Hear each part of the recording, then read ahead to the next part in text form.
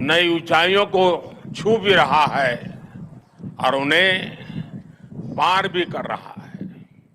साथियों,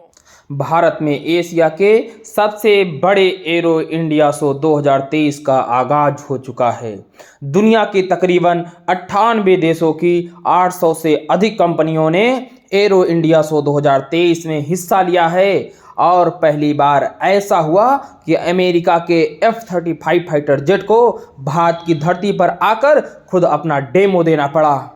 जैसा कि दुनिया का सबसे बड़ा मेला भारत की धरती पर लगा हो, ऐसे में चीन कोई कमेंट ना करे, ऐसा नहीं हो सकता है। वही आपको हमने पिछले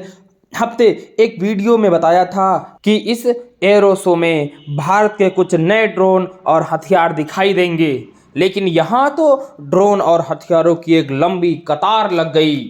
जिसे देख दुनिया के बड़े बड़े देश की बड़ी बड़ी कंपनियां भी भारत की कंपनियों का लोहा मानने लगी। यहाँ तक कि चीन और अमेरिका के भी कंपनियां भारत से हैरान हैं, क्योंकि अमेरिका के थिंक टैंक की रिपोर्ट कहती है कि भारत की प्राइवेट कंपनियों ने मानव रहित एक से बढ़कर एक ड्रोन और हथियार बना डाले। इतना ही नहीं, जहां अमेरिका जैसे देशों की कंपनियों को किसी ड्रोन को डिजाइन देने के लिए या उनका डेमो देने के लिए कम से कम 2 से 2.5 साल लगते हैं, वहीं भारत की प्राइवेट कंपनियों ने मात्र 18 महीनों से कम ही समय में ड्रोन की डिजाइन और डेमो तैयार करके दुनिया की बड़ी बड़ी कंपनियों को चौंका डाला।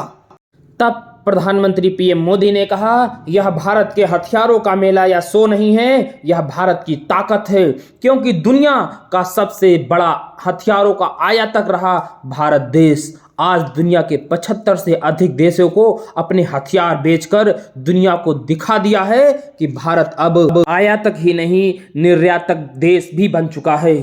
वहीं एक रिपोर्ट के माध्यम से यह जानकारी निकल कर आ रही है कि भारत के हथियारों के मामले में 2023 तक ब्रिटेन, फ्रांस और चीन जैसे देशों को पछाड़कर अमेरिका और रूस के बाद तीसरा सबसे बड़ा निर्यातक देश बन जाएगा। इस एयर इंडिया शो में सबसे अधिक हैरानी चीन को है, क्योंकि चीन कह रहा है कि आज भारत में दुनिया की बड़ी बड़ी कंपनियों की लाइनें लगी हैं, जो भारत को अपने अत्याधुनिक हथियार देने के लिए तैयार हैं। इतना ही नहीं, बड़ी बड़ी कंपनियां भारत के साथ मिलकर के एडवांस से एडवांस हथियार बनाने को तैयार हैं।